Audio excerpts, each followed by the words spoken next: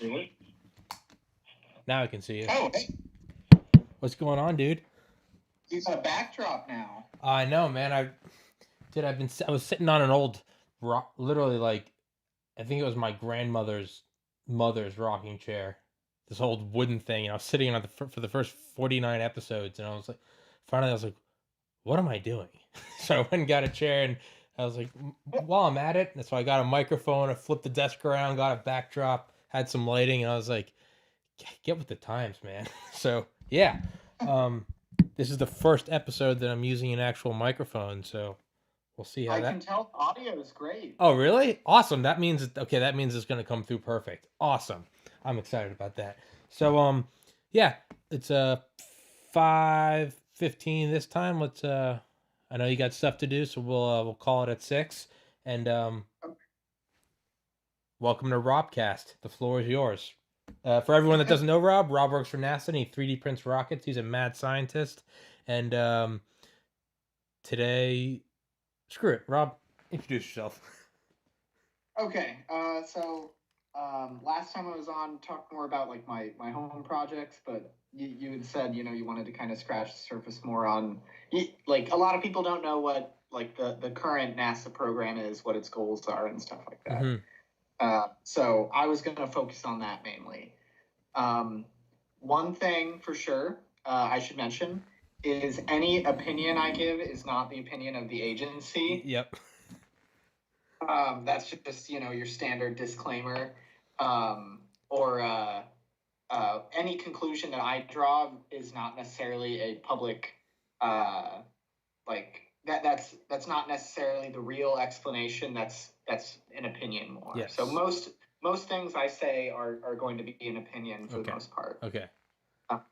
Even statements about like the whole mission, because stuff like that changes and stuff, and it's always an evolving process. Yeah. So I sent you the video. Watched it several times. I assume you watched it several times because you commented on it. So the current program is called Artemis at NASA. So I work in the ground support. In ground support, we handle all the stuff related to setting up the rocket, getting any payloads. There may be like an additional payload, like a lunar lander, anything like that, getting that ready to go and set up on whatever vehicle it's going to go up on. Because the cool thing about Artemis versus like any other NASA program is it isn't just us. There's a new frontier kind of. So the commercial and public market kind of get to work together to push forward exploration. So one of the things that we at NASA and the exploration ground systems, by extension, kind of get laid into online a lot is cost and all sorts of things, because it is a government program. Mm-hmm. Our rocket is the Space Launch System. It's a big orange rocket, kind of shuttle derived, uses a lot of updated, upgraded, and evolved hardware. A lot of people say it's like recycled, but at this point, none of it's really the same anymore as it used to be. Mm-hmm. So on the surface, if you were to look at it, you would see, orange tank, solid boosters on the side, looks pretty normal. But in reality, there's a lot of under the hood upgrades, like the material of the tank in the middle is stronger than it was during shuttle. It's way, way taller. Yeah. It's huge. The assembly building. Yeah, it is huge. And that's one thing, like the people who worked on shuttle, which it's a wide rocket, but it's not very tall, and it's still pretty large. They occasionally get to go see some of the actual flight hardware or the training aids or whatever, or the buildings that things are even being built in, and they're like, wow, this is really, really big. Yeah, so, it's ridiculous. Yeah, it's enormous. It's one of those things that even like working on it, like when we get to see something like drive up or whatever, it gives you a new respect for how big it actually is. So The core stage, which is the orange part in the middle, is 28 feet, just about around. It's like 8.4 meters in diameter, and then it's 212 feet long. So it's almost a whole football field long, and it's just one piece. And you know that combined with the boosters, and the boosters are almost as tall as that, so they're bigger than shuttle. Which again, if you're just looking at a picture of it, you go, oh, okay, well that looks like the space shuttle. Mm-hmm. But in reality, you know, it's stretched, it's more powerful, it's bigger, and it has a totally different mission, and a different mission than a lot of the other launch vehicles out there. So, like I said, it's a commercial and public partnership. So SLS is one part of it, and then there's the commercial part. Mm-hmm. And when you get like multiple agencies kind of working together, you can have more frequent launches. So all right, if we wind, you know, back to Apollo, you have one rocket basically. So everybody going to the moon essentially, and all hardware going to the moon during that time frame was going on a Saturn V. Mm-hmm. So everything had to go in one go, one launch. You couldn't get anything there ahead of time. You had to go with everything you needed, and then when you leave, you take everything with you basically that Mm-hmm. you can, and you leave anything you don't need behind. Mm-hmm. So that you can already see it's a camping trip. Yes. So the whole idea of Artemis is the sister of Apollo, like in Greek mythology. Yeah. So and the goddess of the moon.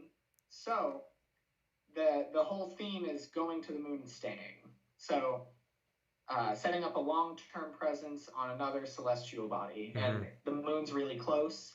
It only takes 3 days to get there, and it is,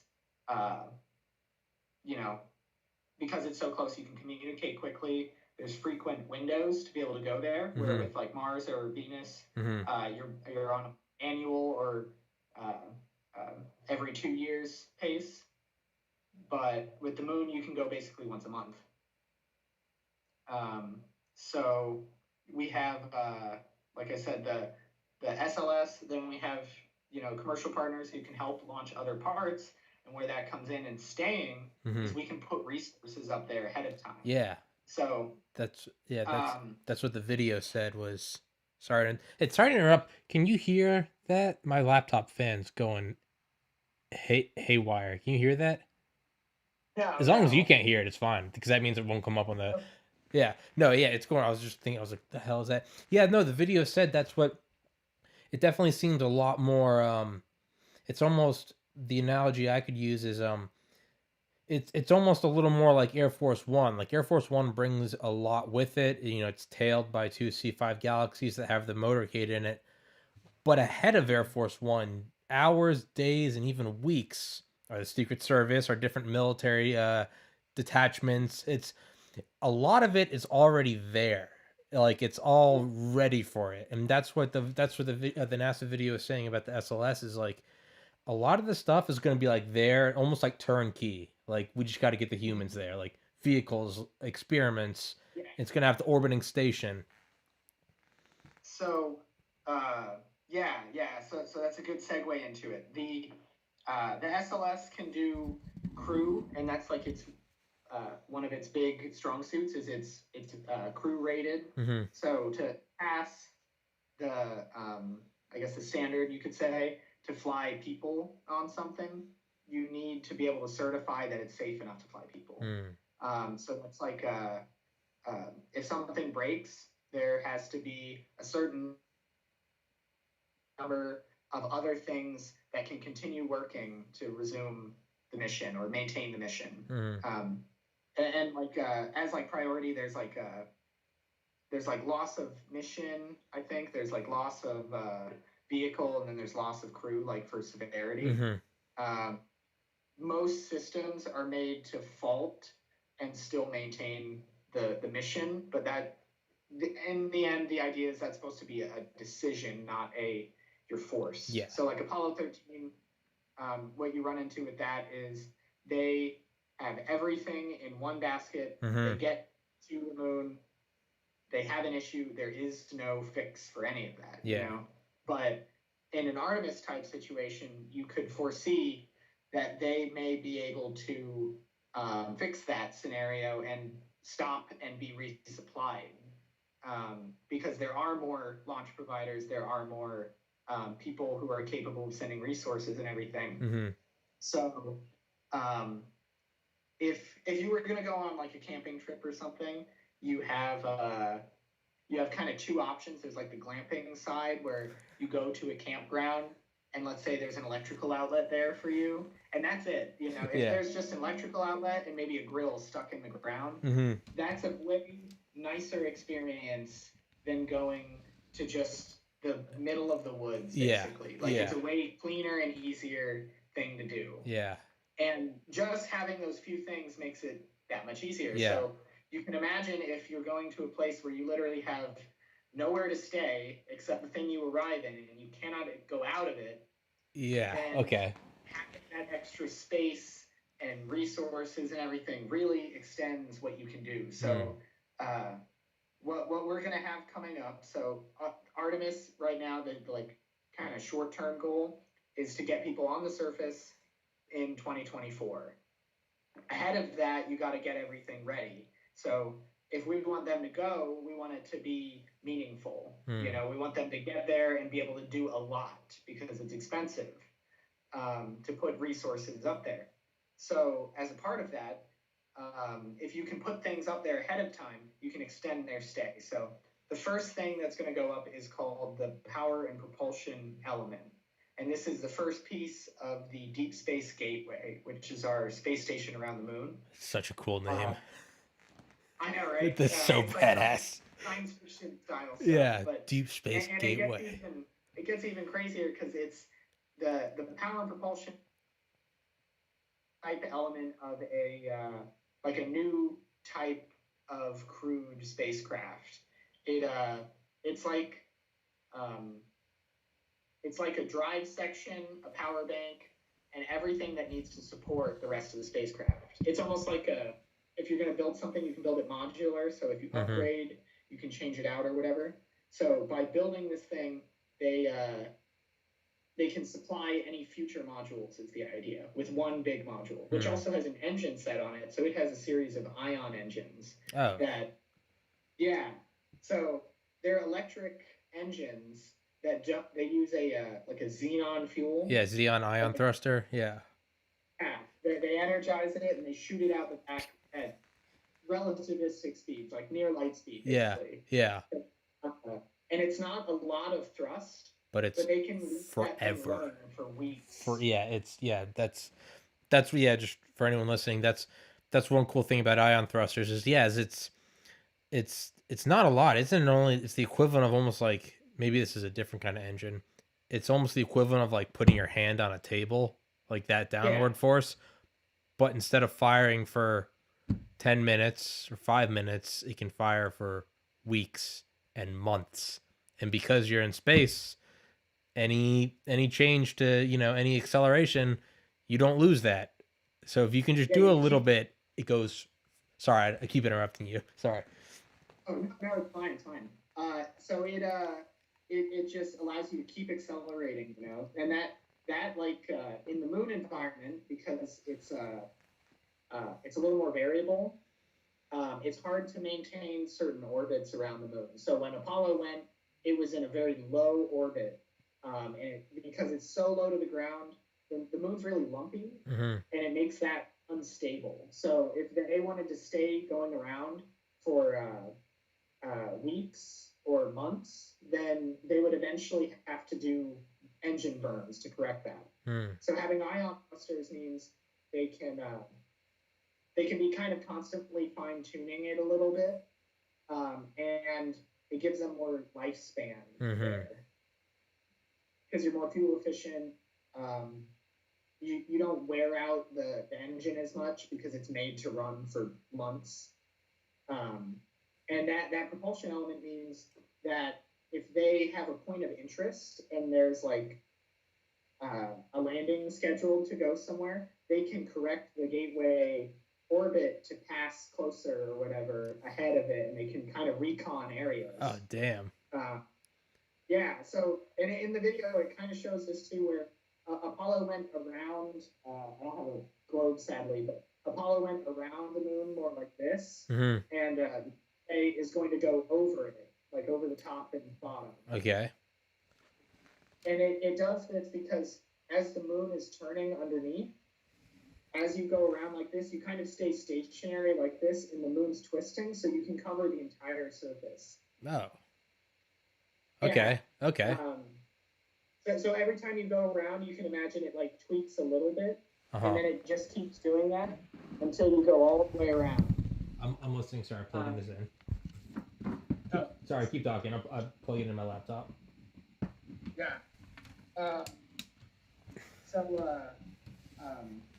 Going over the moon instead of around it. Yeah, with that extra coverage, you can go more places. And one really big, interesting place is the South Pole, because there's known presence of water, which you can use to make oxygen. You can grow plants. You can make rocket fuel. So it is a really valuable resource. Yeah. So there's a lot of interest in being able to go and study the surface there, and having a station that you can go and you can meet up with, and from there you can go down and then back up and then leave and then bring more stuff for next time is really, really valuable. So yeah. 2022, you've got power and propulsion basically arriving. Then you have a logistics module, which is like a docking port hub, and it has like a little bit of living space. Then on top of that, you get an Orion crewed spacecraft will come in basically that year, and it'll dock with it, and you'll have the gateway with crew on board able to check it out and make sure that everything's working. Holy cow. Science experiments around the moon. And again, Apollo is like camping trip. You're there for like a week. This is a month. That's crazy. So these astronauts are going up there. They're doing all sorts of stuff. They have next generation communications cameras. It's going to be really, really exciting to see like 1080p videos going around in like a live stream. Yeah. Yeah, I can't. The video is going to be insane. Yeah, and a big part of a lot of the stuff is like outreach opportunities. So like being able to talk to people on the ground, being able to take experiments from universities and stuff. Yeah. All of that's a part of it. So the first SLS mission that we're working on right now should fly in the next couple of years, and is the first test flight of the entire thing. So it's never flown before. It's brand new. Everybody wants to go real slow and make sure everything works on the first try. For contrast, though, even though we haven't been flying as much, there's kind of a new doctrine within NASA of like test until you reach a really, really high degree of confidence in the system. Yeah. As opposed to flying it, seeing if it works, and then improving it. Yeah. So happen, but there's a lot more emphasis on that first try, making it go right. Because there's a lot of eyes on us and everything, and everyone wants to make sure we succeed, because then they feel like we wasted our time and money. So we go pretty slow, but we still make a lot of incremental progress. And where one division is going slow, so right now, most of the first SLS rocket is done. The core is completed. It's in testing. It's going to be fired for 8.5 minutes of engine burn later this year, which is going to be amazing, because it's the largest rocket fired in a very long time. It's going to be insane. Yeah. Then our boosters are arriving later in summer, basically. So pending weather and stuff, which they kind of keep an eye on that, and they move them depending on when the weather's good and stuff. So if there's like a hurricane coming in, you don't want to have it training outside with the boosters on. But those are built and done and ready to ship, basically. They're finished? On top of that, we have an Orion spacecraft that is being tested. in Ohio, and it's coming back. It's done. It's just, they make sure it's all good. So they put it in a vacuum chamber. They cook it like it's in the sun for all day, and then they chill it down to space temperatures and everything. And they do back and forth, making sure it's all working. Uh-huh. So it's there now, and it's kind of in the middle towards the end of its testing. So it's coming back pretty soon. Then we also have our upper stage, which is already at KSC now, and an adapter piece that goes between the upper stage and the Orion. So all of the parts basically are there. Mm-hmm. It's just a matter of them together and making sure we have everything tested up and ready to go. Dude, we're going in a space race 2.0.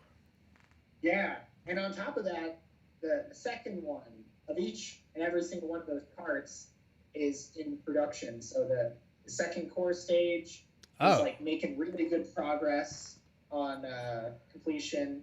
The engines for it are already ready. The boosters, I think they had a recent press release where they cast some of the last of them, the propellant for them. Mm-hmm. So they're pretty far along. It's pretty amazing, like the progress that goes on. It's just that until recently, we haven't had as much like really good presence online and in the media. And with the new administrator, a lot of that started to change, where he's seen a lot of the value. Like SpaceX plays a great social media game. Because they're so known, and NASA was not playing that game. And in reality, the hardware is not that much different. Mm-hmm. The capabilities are pretty different, but the presence online was just so one-sided for a while that it absolutely is. Nobody knew all this great work's going. Yeah, that's definitely one thing that not only does, and not promoting SpaceX and not putting NASA down.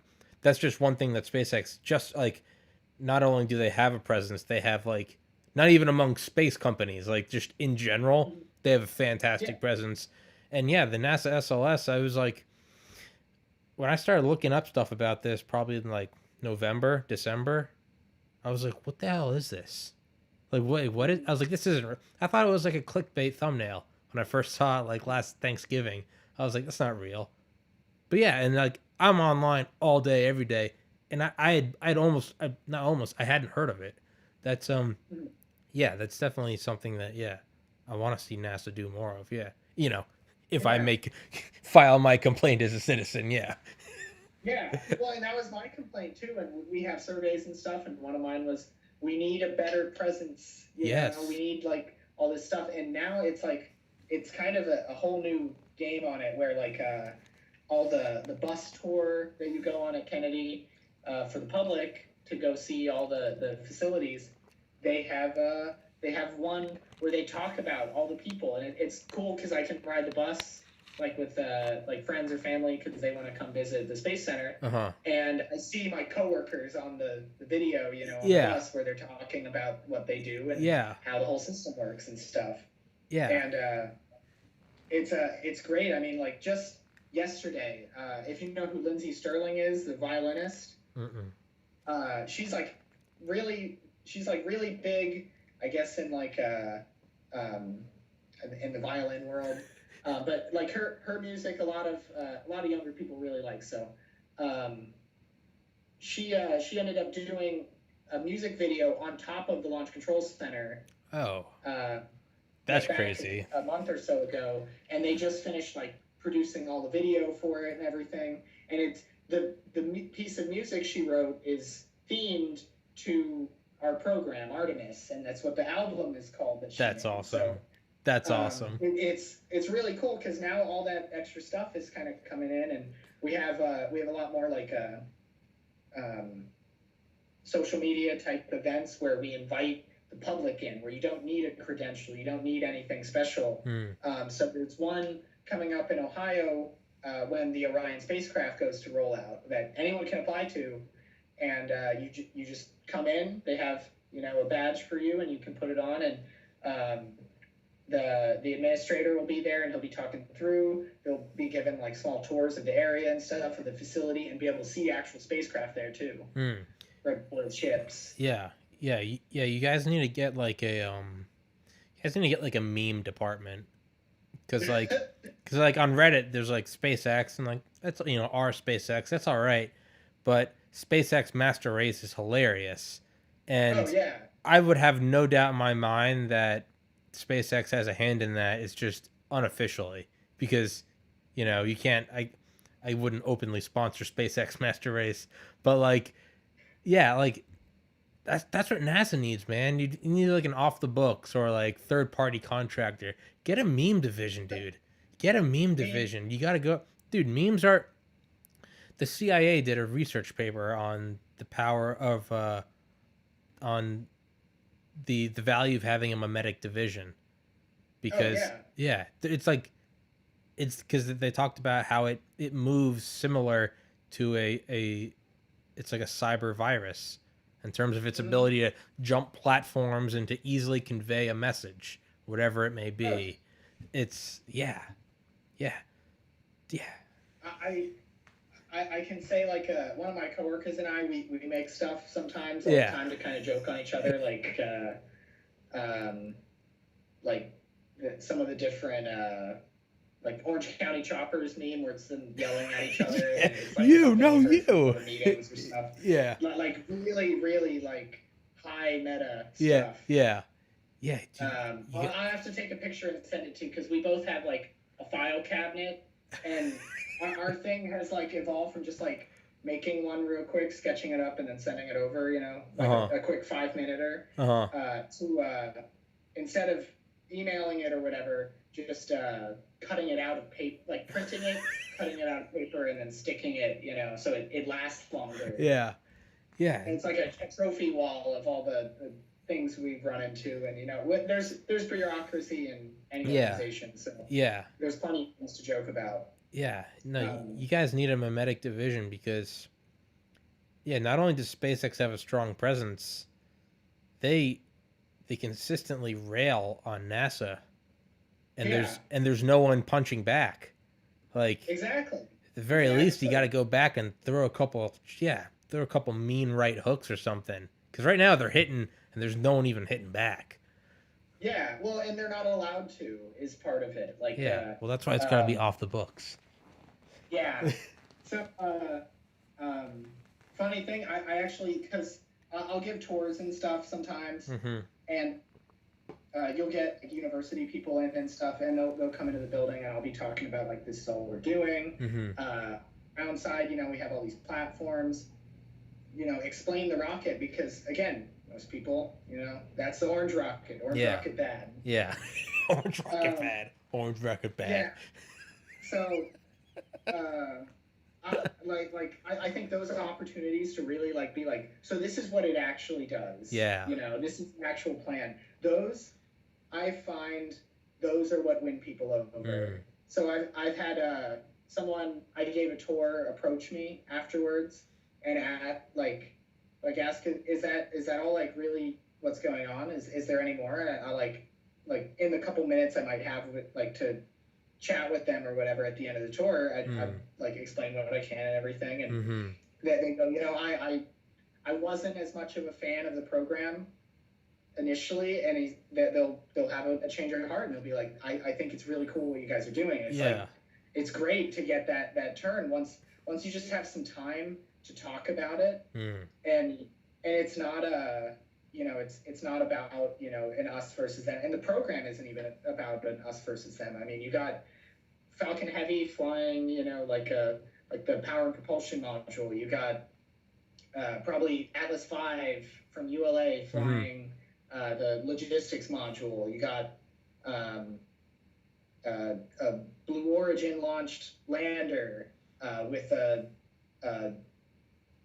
I don't know, ULA launched upper stage, and SpaceX launched other parts, you know, to all link up with it. SpaceX could be launching communication satellites to help the mission, all sorts of things where everybody's flying different things, and then you have NASA bringing the crew and maybe extra cargo or extra equipment that they're laying out.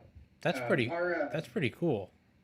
Yeah. So our like short term to 2024 path involves trying to look at using the surface for resources. Mm-hmm. So one of those missions is called Viper, which is a rover that's about the size of a golf cart, and it's going to go around and it's going to look for water on the ground.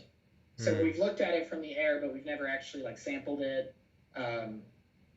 seen how deep it goes. Like is it just a sheet of ice, or is it like this is an iceberg that you're on top of, or an ice shelf? Yeah. So Viper is going to go onto the surface, drive around, do a lot of sampling. And then I can tell you, hey, don't land here. It's not worth it. Yeah. Land here. Yeah. I think Viper is supposed to fly in like 22, 23, but that gives it plenty of time to go in and find prospective landing sites too. And the cool thing about that is because you have longer stay time, you can use your crew to do more things on the surface.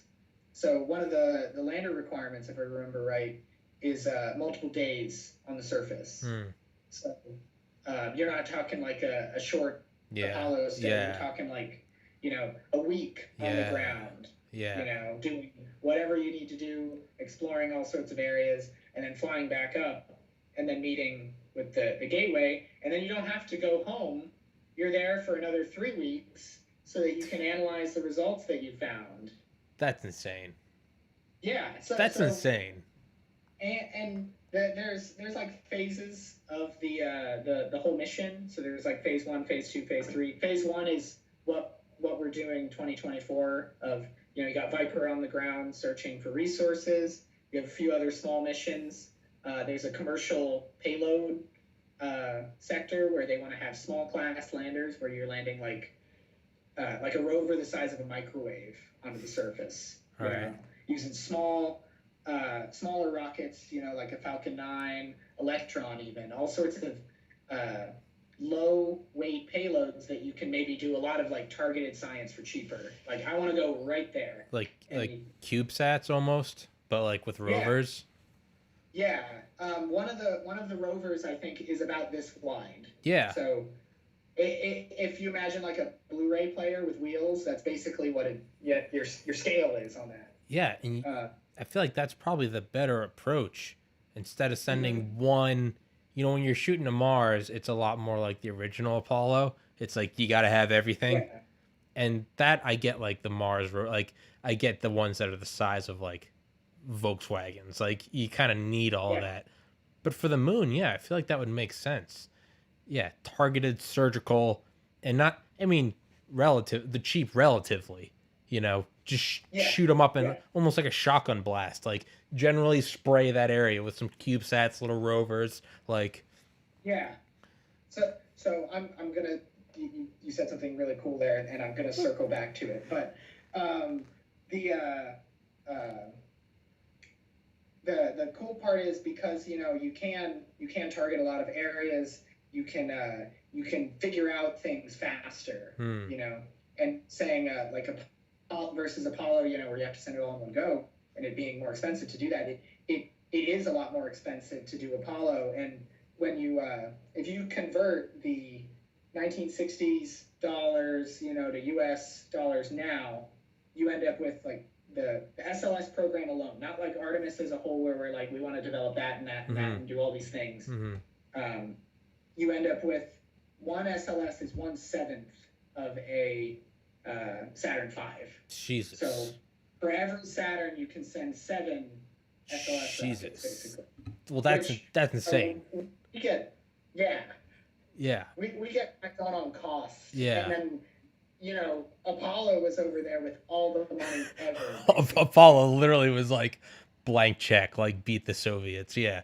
Apollo, that was an unusual, because that was. Yeah, that was literally, we have to show we're superior. Yeah, we got beat by Sputnik, and it was like, it can't happen again. Yeah. That was different. That was almost like post 9/11 military funding. That was like, get to the moon by the end of the decade. Here's a check. John F. Kennedy. Peace. Like, yeah. And that's kind of the problem with Apollo 2 is it only really had one goal. Yeah. So get there, so the come funding back. goes way up. They reach their first landing, and then the funding just falls off. With Artemis, there's like a forward plan. You have we want people on the ground. Once they're on the ground, they're going to be doing in situ resource science. So like phase one, like I was saying, you set up this basic gateway station where you have power, you got small living quarters, you have a lander, and you can do some small experiments. Then eventually, which they've kind of teased diagrams of this in and out, like what the phasing is going to be like. But then eventually you have more living space, obviously, so you can stay longer. You get more logistics modules, so you can have more like food arriving, science experiments, extra things, propellant for that propulsion stage, so you can keep it operating, all sorts of stuff like that. Yeah. It basically becomes Kerbal Space Program, where you're like, I'm going to supply what I have now and keep it running and build on it. Yeah. And if you have that infrastructure in place, every time you come back, it's better, so you can live there longer. So you could foreseeably see like mission extension, instead of 30 days, why don't we go for 60, A normal space station like cruise is I think like 6 months. Yeah. It's about, depending on the person. Sometimes they'll do a year. Yeah. You could foresee a gateway mission lasting a year even at that point, because we're not supplying station like every day. We're supplying it, every other month or so. Yeah. So if you can have a launch window every single month to go to the moon, then you can keep sending supplies over and over again. Yeah, it's an extended family. Won't give away details. An extended family member of mine has a lake house up in pretty much the middle of nowhere in New Hampshire. But that's why it's beautiful. It's because it's in the middle of nowhere. There's no one around, no light pollution. But it's been there for several years, and it's every time we would go up, it's like you just bring something, and it's literally like, do we have room in the, like, okay, put in like a lazy boy, or put it in a microwave, or bring up toilet paper, or bring up tools, like, and it's kind of what I imagine is going to be like the Artemis or the entire moon program is, because every time you go there's a little more, and at first it was literally like the whole thing runs off literally like gas tanks. Now there's satellite internet, flat screen TV, there's and it's there's four-wheelers, there's jet skis, and now it's and every time you go up there's more, and you can stay longer and longer, and it's less like you're huffing it into the middle of nowhere, and it's more like now it's, you go up there and it's literally high speed Wi-Fi, watch satellite, you like movies, Netflix, like Apple TV. Now it's like, we have this really cool place, and now you get to enjoy the middle of nowhere because you don't feel like you're in the middle of nowhere.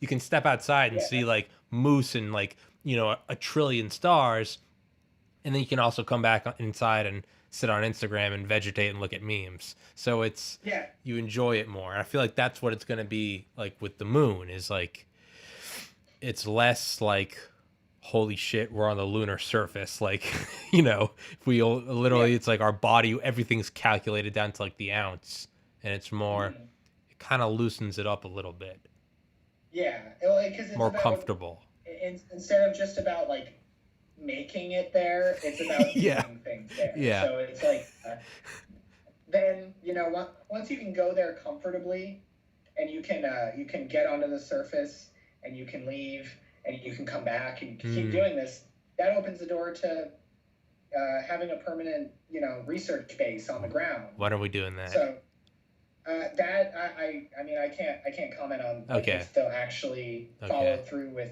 certain things and stuff, because everything is not going to happen until it does, kind of. But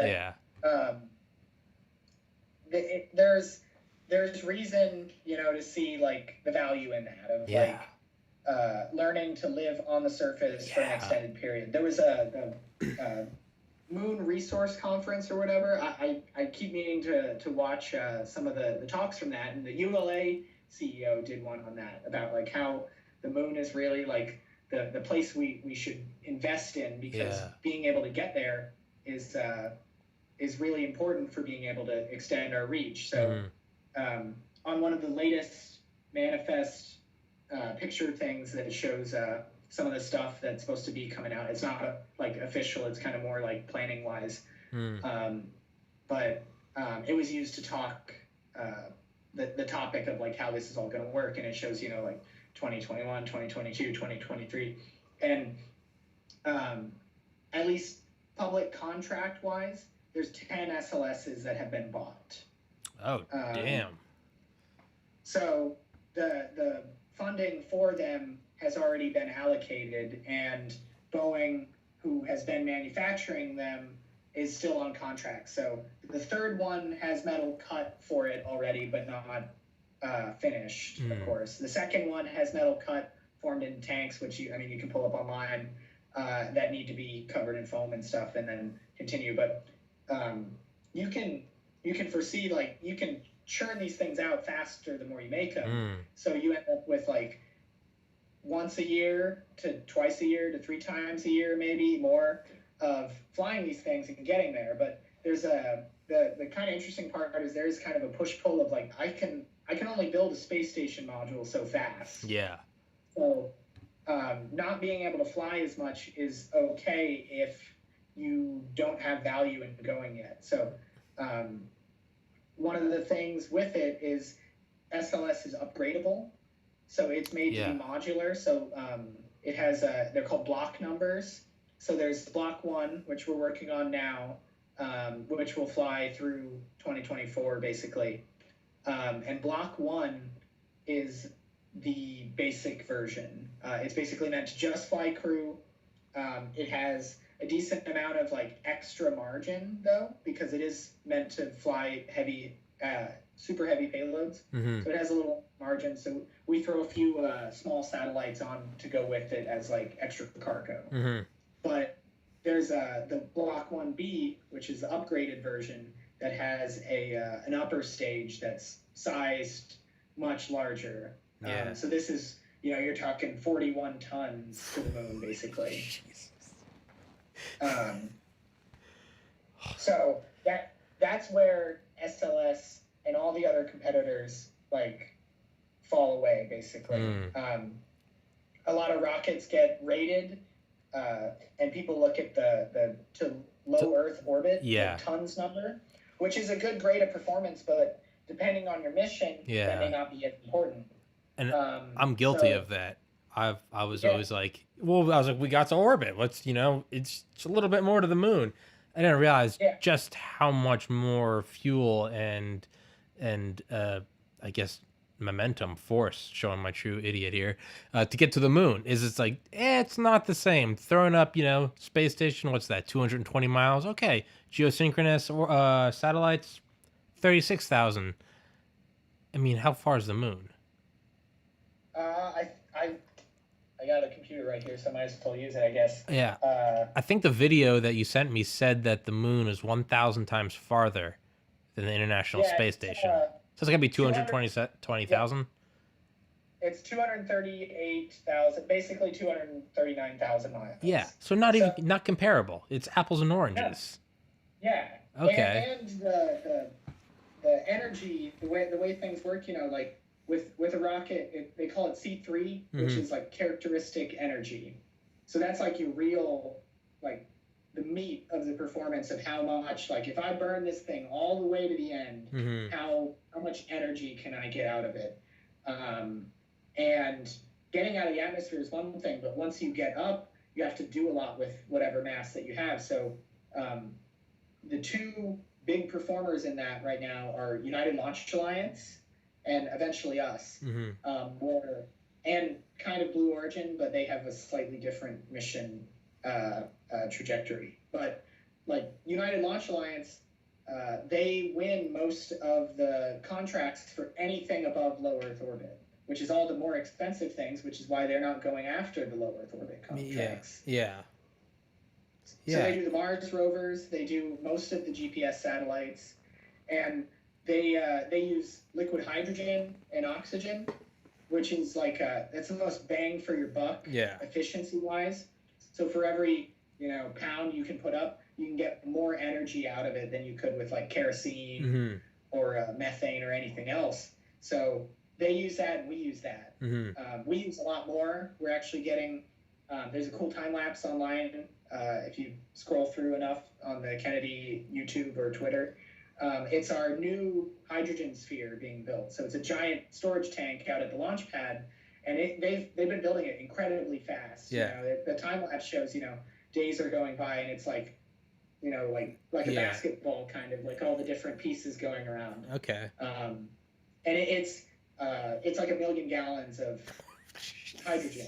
Jesus. And there's already one out there, so that tells you how much we actually use. Yeah. Good Lord.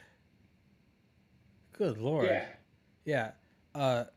So, as I always say with every guest, I can talk for hours and hours and hours, but you said you got stuff to do, so it's almost. I can do maybe like 10 more minutes. Okay, cool. But just to kind of finish this out. Oh yeah. Sorry.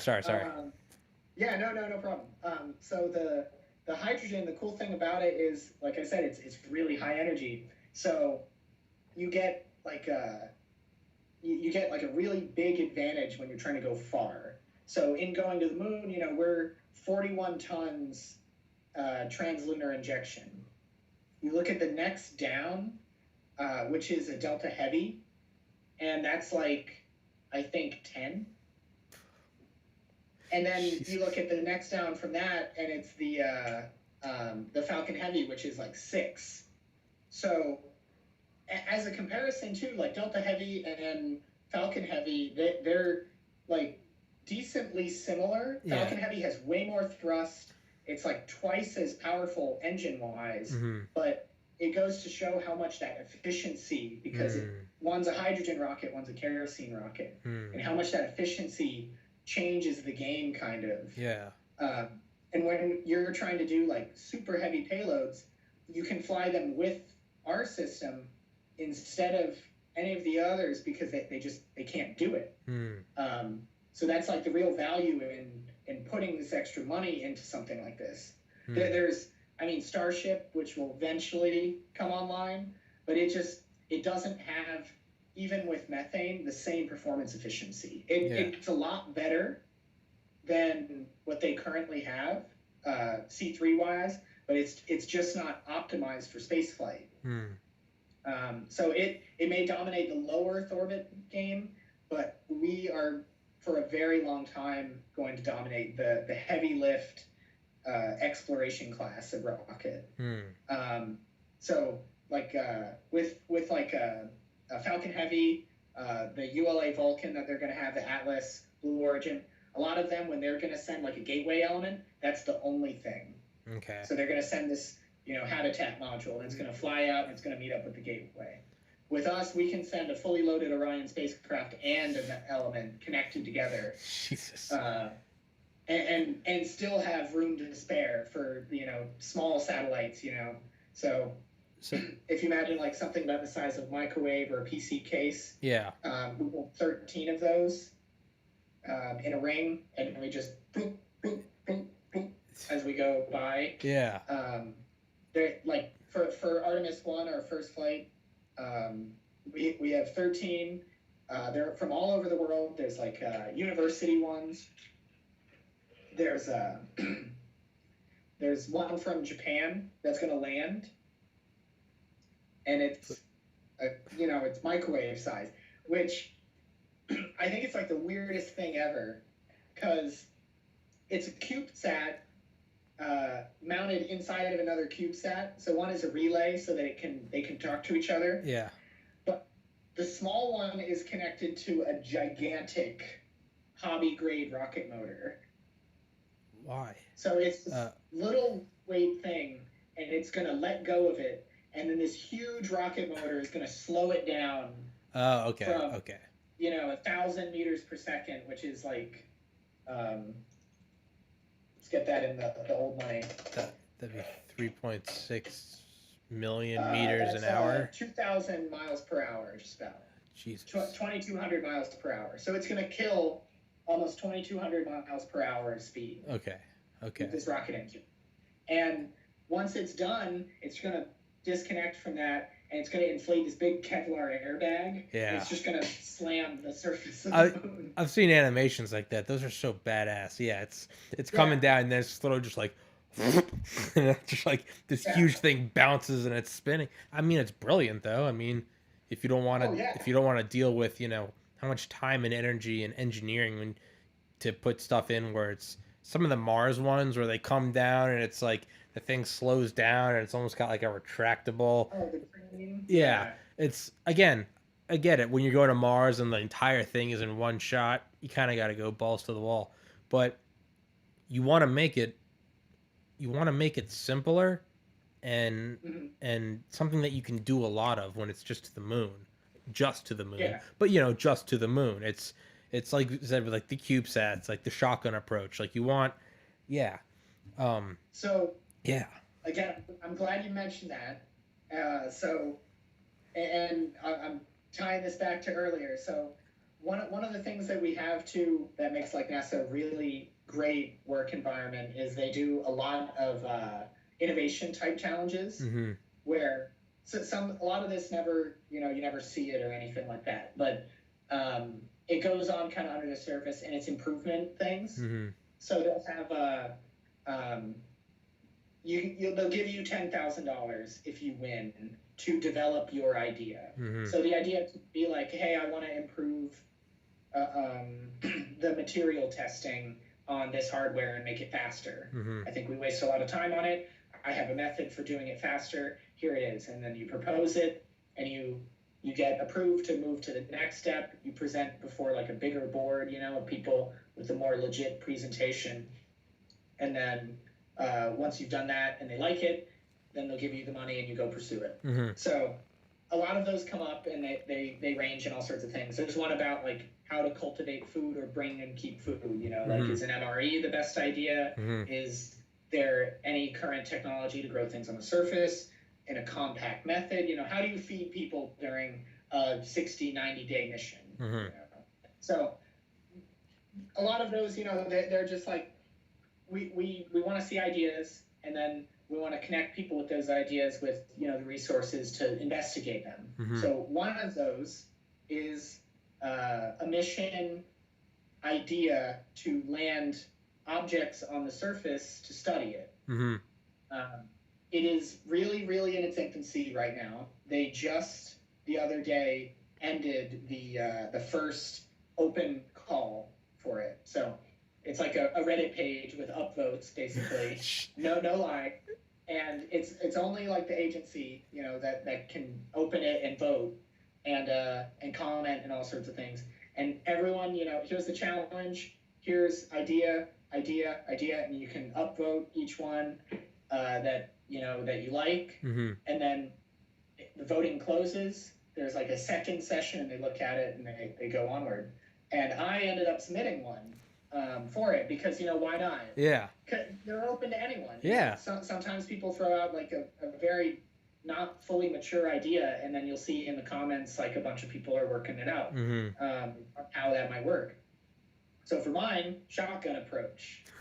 I really like the airbag technique of landing. Yeah. And just building something really rugged. So, you drop it, and it's like this orbital drop shock unit that hits the ground, and once it hits the ground, it's fine. Yeah. And it's there, and it's going to do its job. Yeah. So my my concept was like you have a mothership, and the mothership has a rack, of like dozens, like 100 small robots mounted to it. Yeah. And they all have those little rocket motors and airbags, and they all go.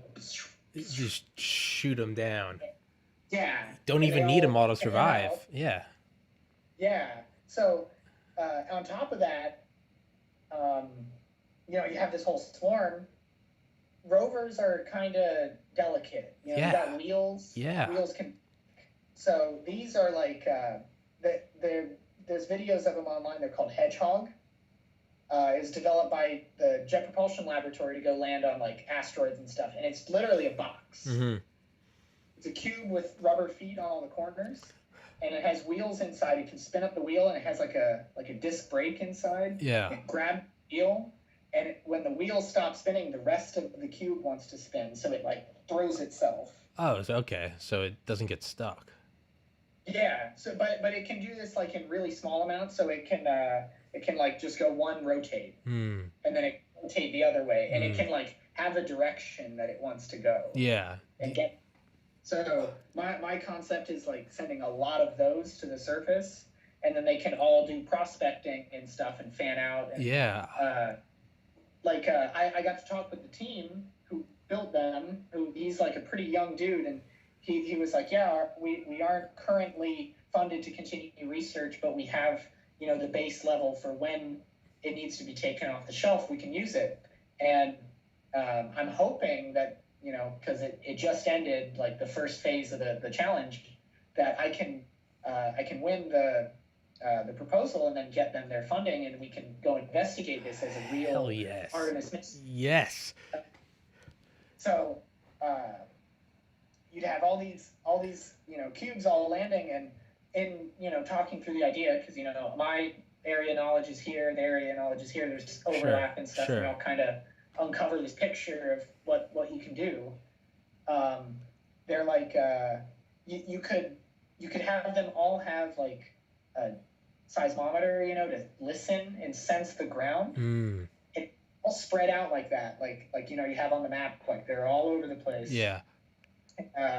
You can map the surface under the crust and determine the locations of resources by listening in all these different spots for when there's like a small meteorite that hits the surface. Yeah. So like a sound, and the sound propagates through the surface, and because they're all listening, and they know the time and where they are, they can then communicate back to each other and make a picture. And make an image. Yeah. I was just thinking as you said that, put them all over the place, and then you could almost have like up on the mothership, you could just have like a kinetic strike vehicle. Yeah. And it just, not only that, but you don't have to go, well, how big was the meteor? Like you could know the exact weight and the exact force, and you could be like, this thing is hitting this hard, and we know it's propagating this way. You could literally be, it's like, now everyone go over here and listen, and sonar, just light up the whole surface. There it is. That's where all our stuff is. That's where we should land. Yeah. Rob, exactly. You're gonna be the director of NASA, Rob. No, I just it's just neat because you get to like there's no barrier to entry to those challenges. Yeah. Like you get a whole spectrum of like, well, that's not too great of an idea or whatever, but there's nothing stopping you from putting it out there. You know? So anybody can put something up. It can be as mature or not mature. One group was like, these are our robots. Yeah. We are making these right now. Yeah. And then there's like, this is an idea, like purely like, here's a diagram. I got nothing else. Yeah. Yeah. And then there's mine where it's like kind of in the middle, where there is a robot. It's like this, but it's not made for this application necessarily, but it could be. Yeah. That's just like one of the cool things. And with the whole program direction, it's all about like go and stay. Yeah. So we got like nuclear reactors that are like theoretically going to be able to be deployed on the surface. Because solar panels, huge array. Yeah. Drop a nuke down there. That's little tiny right thing that powers everything and runs forever. Yeah. You've already developed it. Yeah. Yeah. Yeah, dude, you did a good job at I know you don't officially represent NASA, but you've completely switched my mind on all of this. Like, again, because of the lack of the online presence, someone like me goes like, what is this? Oh, it costs so much. Oh, why are we going back to the moon? Blah blah blah. Everything you just explained, I mean, for all intents and purposes, it's almost like we never went to the moon. Like, what Kennedy say? Put a man on the moon and bring him back to Earth safely. That's it. We did other stuff up there, but like how you just broke it down over the last hour is you've converted me. I'm not that I'm by any means knowledgeable in this stuff, but you've just got me amped up for this. So dude, you need to act as their online presence. Well, like I said, I always try and like if somebody's like, why does this cost so much? I don't like that. I'm be like, well, it's pretty. When you come down to it, it's cheaper. Yeah. Like, it doesn't feel cheaper. It Yeah. feels like it takes forever. Nothing's Yeah. ever happened, and it's the most expensive thing ever. Yeah. But that's perception, Yeah. and then And perception when it encounters like reality. You have it's hard to do stuff like this. But it's like there's a lot of tracks, and they're all kind of converging on this like one thing, and that's like you will soon be able to live on another planetary body with current technology. Like it was like, yeah, you could do that. You could build a nuclear reactor and drop it somewhere, but now it's like, well, that is the nuclear reactor that they're building right now. There's like I think it's Motherboard or whatever, some YouTube channel. They have a video, and like, this is it. This is the prototype for it. This is what they're working on. This is the production version. Yeah, it's very simple to just, it's and not only that, it's like I said, there's no one hitting back against SpaceX. So it's like SpaceX said that it's it's all a bunch of money and it's not going to work, and we've already been to the moon. But the way you just described it, and I think you also said it perfectly, is like, not only is it better than what we did at the Apollo program, you can't even just compare it dollar for dollar and be like, look how much cheaper it is in the Apollo program. You have to then also be like, and look at what percentage of like the GDP Apollo got. Look at the blank check they got. So like, you're going at it with a fraction of what they had, and your costs, and you're still producing stuff at only a fraction of the costs. I mean, it's fraction. It's orders of magnitude better. It's just, to the layman, and that's, I think, stems back to the lack of online presence, the lack of the meme division, is you look at it and go, oh, we've already been to the moon. Why are we going back? It's going to cost how much? Blah, blah, blah. And it's, and I'm completely guilty of that, but you just did a fantastic job. I'm sold on it. Screw SpaceX. Yeah. I'm on board now. Well, and funny thing is, all these other providers, you got SpaceX out there, ULA, they're gun ho for it, because they're like, people are going to need launches to do these small lander missions. Contract them, There's these land companies who develop these landers, over the past few years, and they're like, we're just trying to develop this technology. Now they're getting tapped. They're like, hey, Stanford University has an experiment that they need put on the surface. Yeah. They're willing to pay this much, and here's a grant from NASA to cover the rest of the costs. Yeah. It's like it's not a alone. It's not like SLS is going to carry the whole mission. It's not like Starship or Falcon Heavy or Vulcan or any of that's going to carry the whole mission. It's, you cannot get the mass up fast enough and the launches done and parts completed fast enough unless everyone is all in. So you got Russia building parts, you have ESA building our service module, the Orion spacecraft, you got the capsule on the front and the solar panels on the back. The service module is European. So it's built by Airbus, and it's sent over and then attached to an American capsule and then launched here. Dude, this is exciting. I know, right? This is legitimately exciting.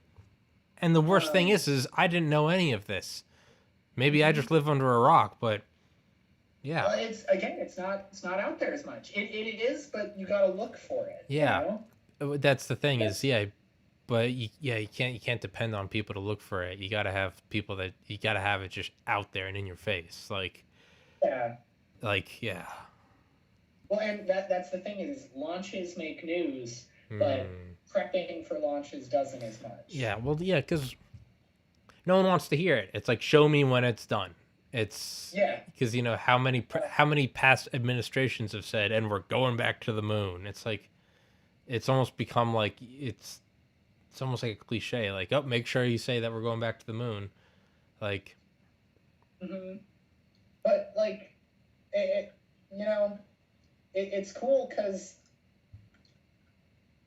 that's what's happening. It's like literally like we are gonna go back to the moon, and it's gonna be a permanent, long-term presence. And you have, trying to find this photo here. Yeah. all of them are shit quality. No, you're fine, dude. Yeah, it's. But like there, things are moving forward, and it's a slow crawl. It's a march. I really like the Blue Origin motto. Yeah. Slow is smooth, smooth is fast. Well, it's slowly forward ferociously. Yeah. I listened to Space Barons, and it's basically the breakdown. It's a book, but it's like the breakdown between SpaceX and Blue Origin. And Jeff Bezos' whole thing is it's almost like a huge like cog. It's like it moves slowly, but it like demolishes everything in its path. But it's like a glacier. It's like it's only going to move an inch a year, but it's going to literally ground mountains to dust. Nothing will stop the momentum. Basically. Yeah, it goes slow, but it's like it's going. A quick pan. So this is our real core stage. This is going to take us, on our capsule back, in a couple years, basically. Not even a couple years, under a couple years, basically. But that's going to fire, in a few months, and kind of usher in a whole new age of, this whole Artemis program and new lunar exploration. So hell yeah. And it's there. It's in the test stand right now. They're working on it, getting it ready. There's a lot of wires and plugs to check and get hooked up. So slow and steady, you get there. Slow is smooth, smooth is fast. Exactly. God damn. Exactly. But it's great because the first Artemis mission on Orion and SLS, it's going to have a decent amount of outreach to it, and when that thing flies, it will be the news. Oh yeah. It will dominate the news cycle because that capsule will be there for a month going around the moon. Yeah. And as a part of it, it is covered in HD cameras. Yeah. So a really cool one out on the solar panel that does a selfie of it. It has a real purpose of inspecting the solar panels to make sure they're fine. Yeah. But also, it gives you a beautiful shot of the capsule and the moon behind it, basically. Yeah. And eventually the Earth behind it too. Yeah. They better be utilizing that. They got that launch. They need to be blowing that thing up like the goddamn Super Bowl. Yeah. That has to be. Not just for people that are interested. They need to blow it up so much that you can't avoid it. It's like, what the hell is this thing? What's going on? That's what you got to do. Yeah. Well, it will be the largest rocket ever to have launched, basically. Jesus Christ. So the Saturn V is slightly taller in the current configuration, but once it moves to the Block 1B, it will be the largest flying vehicle ever, basically. Jesus. It has 8.8 million pounds of thrust at takeoff. What was Saturn? 7.5? Yeah. So I didn't know that. I didn't know that it was going to be more. You've sold it. You've sold it. You've sold the game. Well, that's what I'm supposed to do, Well, you did a fantastic job. Thanks. Yo, I'll actually, no, I'll text you about that. Let's definitely do one after in the future because you're doing your launches tomorrow, right? Yeah, I'll be flying this guy. I stuck Orion nose cone on top of it. Hell yeah. This one actually going up with it. This goes on my mini SLS. Hell yeah. Yeah, the rockets. Right. Pan it. Right over there. Yeah, you 3D printed that. Yeah. For everyone that's interested, that's what our previous episode was about. Yeah. I'm gonna link your channel in the top comment, and dude, thank you for doing it, Rob. It is. Of course, I like talking to you. It's dude, cool to get the excitement up, Dude, hell yeah! And please, again, my podcast is your podcast. Please, you don't wait for me to ask you. Tell me, Tommy, I'm coming on, and we're talking about this. Cool, great, got it, good. Don't wait for me, dude. Literally, if you want something, let's do it. Yeah. All right, Rob. Well, text me tomorrow. Let me know how your launches go. Yeah, for sure, man. All right, dog. All right, man. Peace. Peace.